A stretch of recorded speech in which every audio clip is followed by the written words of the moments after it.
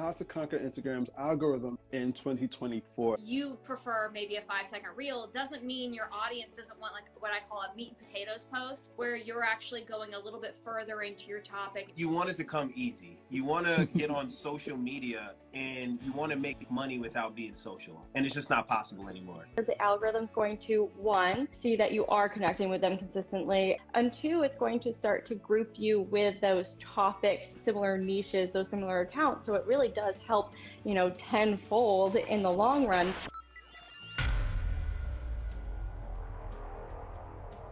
How to conquer Instagram's algorithm in 2024. We're going to be talking now about our own strategies on how we try to befriend the Instagram algorithm, because it's not our enemy. We're making friends with it, because if we win, Instagram wins as well. If you can, describe one strategy that you use or would recommend to others that will help get on the good side of Instagram's algorithm. Don't just do one thing when it comes to Instagram.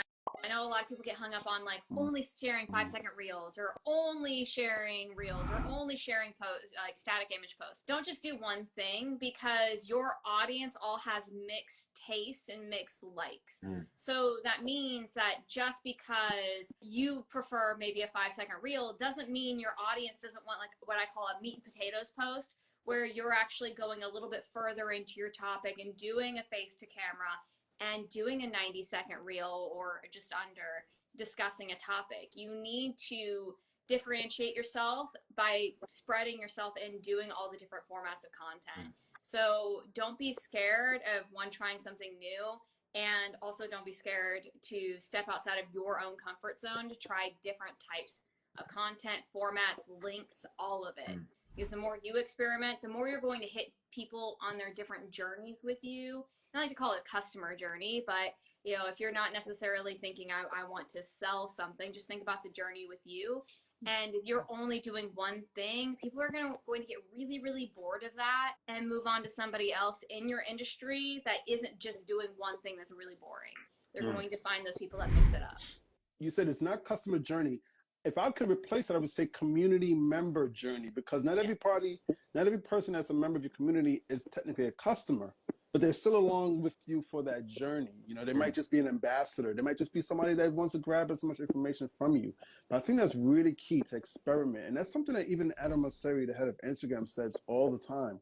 Just experiment and see what works and what sticks. How about you, Monty? Did you have a particular strategy that you use? Yeah, I write down these affirmations, and the affirmations are, the algorithm loves me. The algorithm loves me. No, I'm joking. It's on your bathroom mirror, so when you use the bathroom, the algorithm loves me. The algorithm loves me every single time. Right.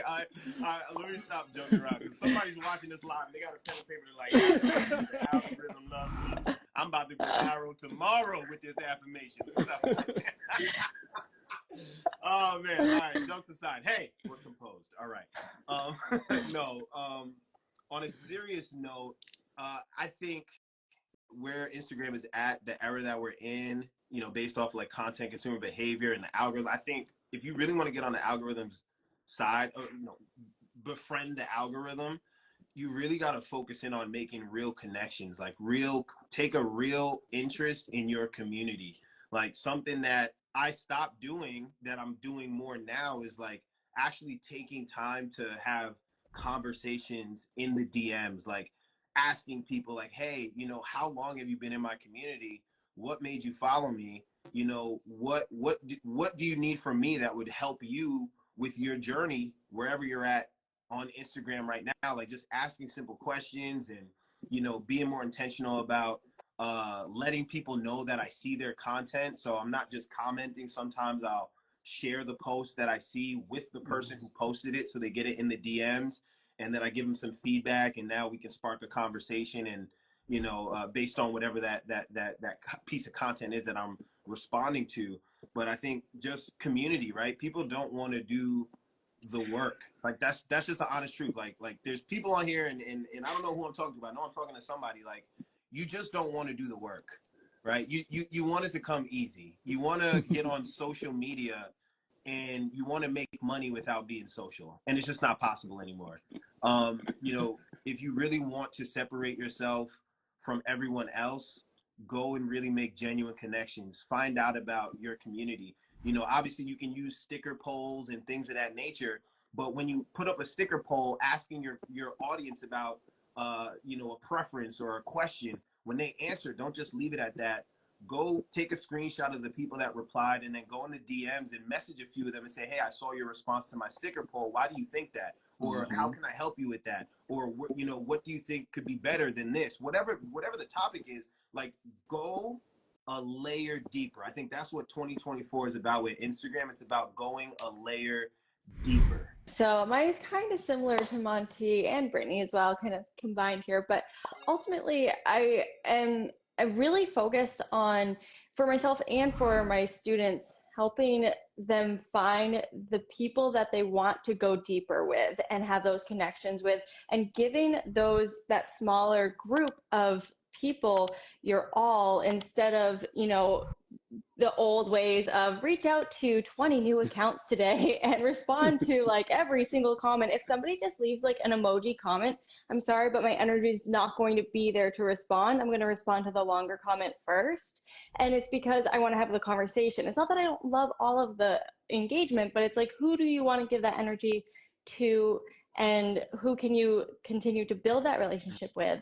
And so maybe, you know, that response to the other one's just like a thank you with like the heart back, Yeah. right? It's just how deep do you want to go with certain people, and finding your core group to really build that connection with. And that's going to help you in so many ways, because the algorithm's going to, one, see that you are connecting with them consistently, and it's going to allow you to, you know, see their stuff. They're going to see your stuff more.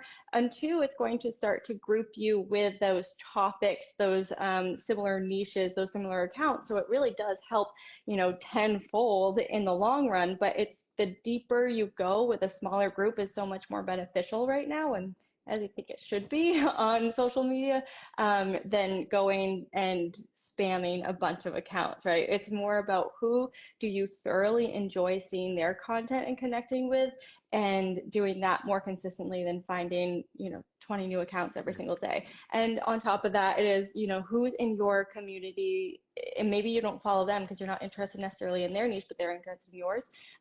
Who's in there showing up for you all the time? Who is engaging? Like Monty said, you know, on your stories with the poll stickers, you see them there all the time. Like, take time to go that level deeper and really connect with them. Ask what they need from you. Give them appreciation, love for what they do in your community.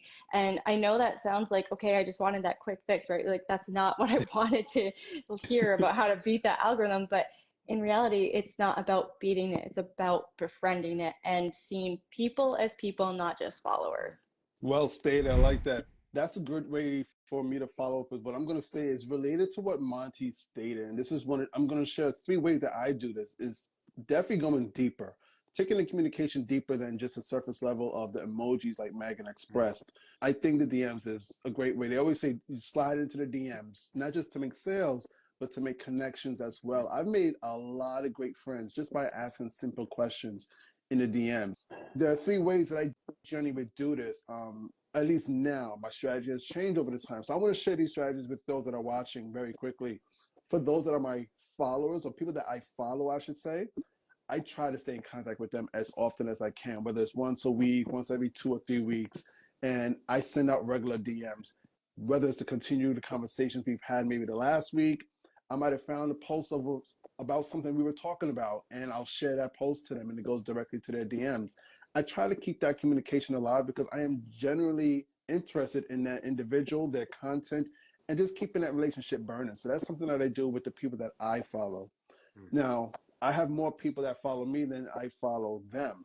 With those individuals, when they engage with my content, I created like automated DMs so that it starts an engagement right there. So if they send me a message in the DMs or they respond in a certain way, I have a chat bot that would spark the conversation. And if they react to that, then I go in myself and I continue the conversation based on what they've already responded to.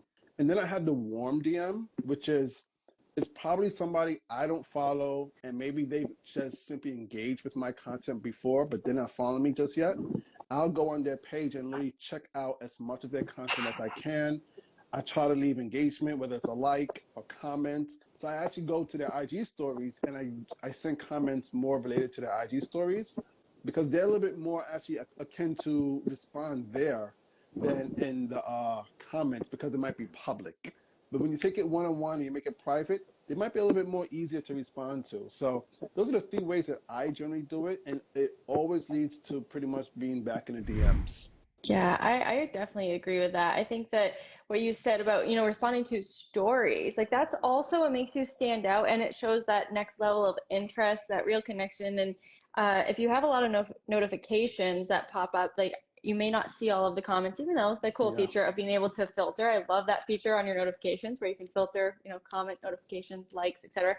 But I'm just saying it's going to be more meaningful. You're going to be more memorable. And I couldn't agree more. That is a really good tip that Hassan just dropped there. I love that. What I love about the stories is that you can actually, like, in the stories, most people are sharing like their behind the scenes, their personal life, right? Yeah. So you have an opportunity to make a really genuine connection with people, like a human connection that's unrelated to business and products and services. If you see somebody, they're showing their puppy or they're, out at a restaurant or whatever they're doing, they're on a vacation, whatever, you have an opportunity to make a genuine connection and show them, hey, like I have an interest in your personal life too, right? I mean, at the end of the day, if you have a business on Instagram, like people know you have a business, you have products, you have services, you have something to sell, but you don't want it to make it about that, right? Yeah. You want to connect with them personally because everybody knows you want to sell me something, but are you at least interested in me before you want to sell something Yeah. to me,